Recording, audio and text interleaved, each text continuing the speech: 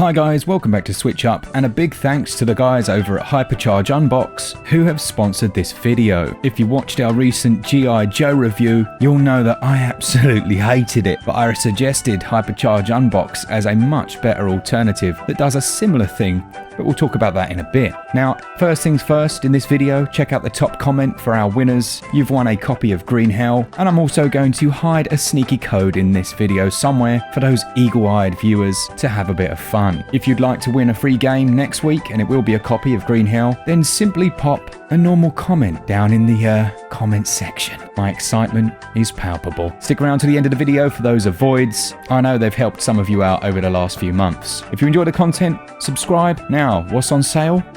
Let's find out.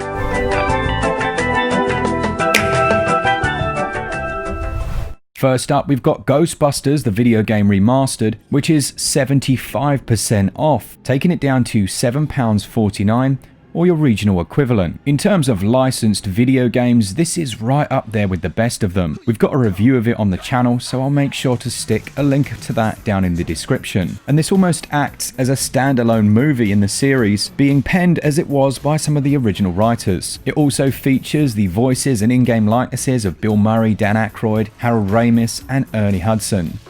And not only does this one run well and look good on the Switch, the capture mechanics of the ghosts are actually quite interesting and challenging enough for veteran or new players. The only downside to it is that it doesn't have gyroscopic aiming, which was a real miss, seeing as the previous version did actually include that. A strange omission, although it does have some nice visual upgrades. This is by far the lowest it's ever been on sale, and it's well worth a pickup. It's going to take you around about 8 to 10 hours to complete and has a 3.3 gigabyte download. It is single player only, and that sale goes on until November the 2nd. If you've been around the channel for more than 5 minutes, you'll know that we really like the game Hypercharge Unbox, but we also get on nicely with the developers because they actually care about their game. They don't just give up on it, they followed through as much as possible with the current climate on the updates and things they've promised, and there's a few new bits coming to the game. If you're not sure what it is, it's a hybrid toy-based first-person shooter that has local co-op for up to 4 players or online play. All of the guns, weapons and items actually sound chunky and useful, and it completely nails the environments. My favourite one probably being the giant toy shop. There's a new update on the horizon for this one that includes bots for PvE play as well as PvP play to flesh it out a bit, and they're working hard to really improve that single player side of things. The game's not expensive to start with at about £20, so it is definitely worth considering. A great game to play and especially good for that couch co-op. Do check out the links down in the description if you want to support us and support them, and we'll try and get a video out that will give you a bit more information on those updates as and when we have it. Thanks to them for sponsoring this episode. If you're in the market for an adult adventure title similar to the old school games that they released in the Leisure Suit Larry series, but in my opinion they've actually done a lot to improve them, then Leisure Suit Larry Wet Dreams Don't Dry is 75% off. Obviously this is not a game for kids, so if you're a kid, stop watching this section and move on. But for everyone else, I'll tell you a little bit about it. The storyline, in my opinion, was perfect, particularly as it falls in line with the way I think many 30-something gamers feel.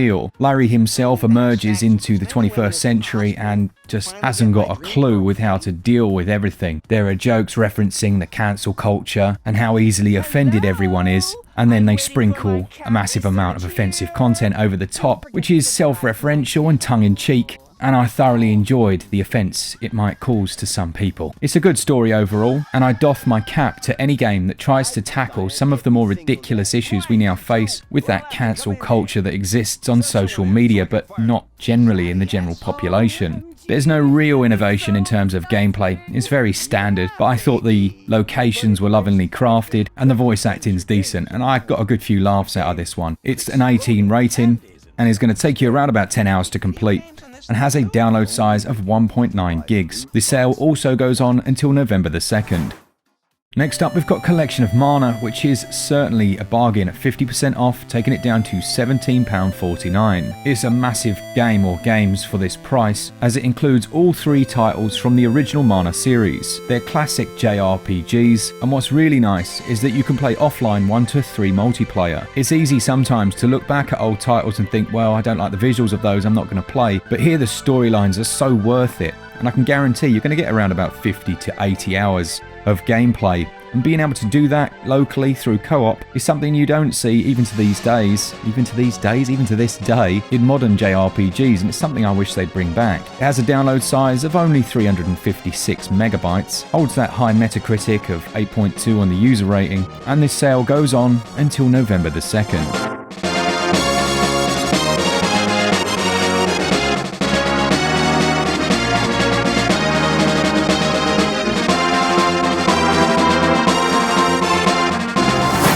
Borderlands are some of the best first-person co-op action games made of all time. The Legendary Collection is currently 20% off, which takes it down to about 30 quid, and I'm sure you could probably find that a little bit cheaper if you're going to go physically. There's no doubting that Take-Two seriously put the effort into these games. Not only did they include split-screen local co-op, but there's also online up to 4 players, and everything runs quite nicely. They included gyroscopic controls, and the visuals held up, although I know it's an older title. We've seen that happen where an old title comes across and it looks terrible. So these did really well. They do have a humongous download size. You're looking at 21.5 gigs, but they're incredible games. They also carry an 18 rating, so once again, not for younger kids. And that sale itself goes on until October the 22nd. As I'm sure you gathered, there are other Take-Two games on sale at the moment as well, including the BioShock titles, which are also great ports. You really can't go wrong with any of those, and they'd all be worthy pickups. Next up, we've got the absolutely beautiful Roki, which has just released on the Nintendo Switch. I've been playing through it for the last couple of days, but I'm just a bit worried that I won't be able to get a full review out. So this will be my chance to do a mini review. If you're not sure what it is, it's an adventure puzzle title that focuses on Scandinavian folklore. The first thing I'll say is performance is really quite good. There aren't many stutters or dips, and I haven't had any crashes. The puzzles themselves, which essentially probably is the most important part, are all really logical. There's nothing stupid here, and it has a bit of an Alice in Wonderland feel to it. Almost like, without realizing it, you're gradually tumbling down the rabbit hole and things get stranger as you meet more fantastical creatures. Visually, the game is stunning. I love the art direction, and there are tons of small details. There's a compelling story here, and often it focuses on love and loss, and the soundtrack that goes along with everything is absolutely excellent. As far as adventure games go as well, it's not a short one. It's going to take you around about 10 to 12 hours to complete, and I've really enjoyed my time with it. It has a download size of 1.8 gigs. That sale price of 14 quid is a bargain in my opinion, and this sale goes on until October the 31st. As monsters.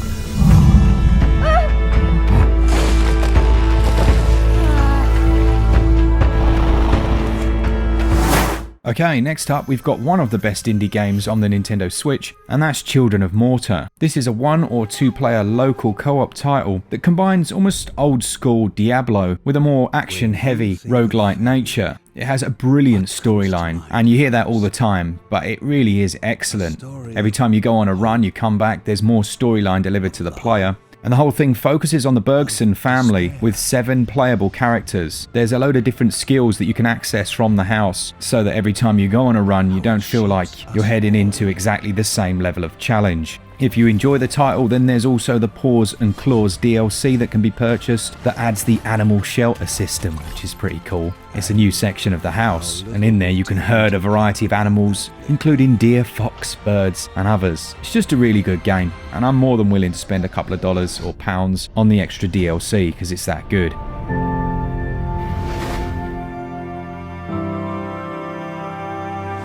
Then we've got Trials of Mana, which look to remake the original and bring it up to date. I thought they did an excellent job with this one. It performs really well, the visuals were on point, and it was nice to see some of the old characters make a comeback and not to be changed too heavily. There's a cool system in the game where you can specialise in different areas which change your moveset completely, and the same can be done for your companions as well. There's a new game plus that's been added, and just recently they've patched this one up, adding a ton of new features and items into the game. they've put in different tweaks, and they've just worked on it to make it even more refined than it was when it first launched. It's going to take you around about 26 to 40 hours to do everything, and the new difficulty mode that they've added in, which is brutal, if you can complete it on that, then you'll be rewarded with an awesome little pair of bunny rabbit slippers. Why wouldn't you? A very good game, and if you're a fan of your action RPGs and Square Enix in general, then you're going to like this one. It's 30% off, and that sale goes on until November the 2nd. It's not going to be for everyone, but I really enjoyed Rockstars LA Noire when it first released. The Switch version holds up nicely. It's 50% off, which is a decent little discount, and it's got a great storyline. It's set in 1940s Los Angeles, and it's a crime thriller that pits you off as a low-ranked officer, initially solving quite mediocre cases, and you work your way up to full-time detective. What's really cool is that there's a story that runs through all of these smaller ones, and there's a really interesting system where you have to read the emotions of the people you're interrogating and try and work out their small tells. If perhaps for some unusual reason this one's passed you by, it's well worth getting on the Switch. It includes gyro controls, HD rumble, and a ton of other small little tweaks that actually make it a really nice port on the Switch. One potential issue is the ridiculously big download size of 29 gigs. But if you've got the space on your SD card, then, it's worth checking out. It's going to take you about 30 to 40 hours to complete, and it holds a user rating of 8.1. Case is comprised of several parts: examining a crime scene for clues, questioning witnesses. The wallet by the car. 2 Point Hospital, based on the famous theme hospital, is an incredible game. It's so addictive, it's ridiculous. Just as with the original, you'll have to improve and build up a potentially failing hospital to get it to where it needs to be. There'll be a number of criteria you'll need to meet, but there's all the small details, like the different machines that cure the ailments, and the hiring of the staff, trying to balance out whether you pay top dollar or you scrimp on the amount you're going to pay and potentially get someone who doesn't do their job right. What's also cool is that they've recently released a free update that includes the sandbox mode, and this version includes 2 DLCs, Bigfoot and Pebbly Island. That sandbox mode alone, you could spend hundreds of hours building up the hospital of your dreams, and the publisher Sega and 2 Point Studios just did a great job here. It includes many of the people who worked on the original theme hospital, and I think it shows down in every aspect of the game. Those machines will need maintaining, but if you stay vigilant and hire top staff, well, it should be plain sailing from there. 2 Point Hospital is out now. To coincide with the release of Ghana 2, Ghana 1 has gone on sale at a ridiculously cheap price. It's down 80% to about $2 or your regional equivalent. This is a really good game from publisher Raw Fury, and it's been out a long time on the Switch, but is well worth checking out. It's got a really interesting art style, it's very unusual, but it describes itself as a roguelite 2D platformer, which I know we've got so many of those and that doesn't sound particularly exciting, but it's full of cool little secrets, it's got nice music, and this is a crazy cheap price. You are going to die a lot, so if you're not particularly skilled at these types of games, this might not be the one for you, but I've got a good feeling about the sequel, and around about 10 hours, if you're looking for something to play over the following week, this might be one to look at. It's got a download size of 601 megs, and the sale goes on until November the 4th.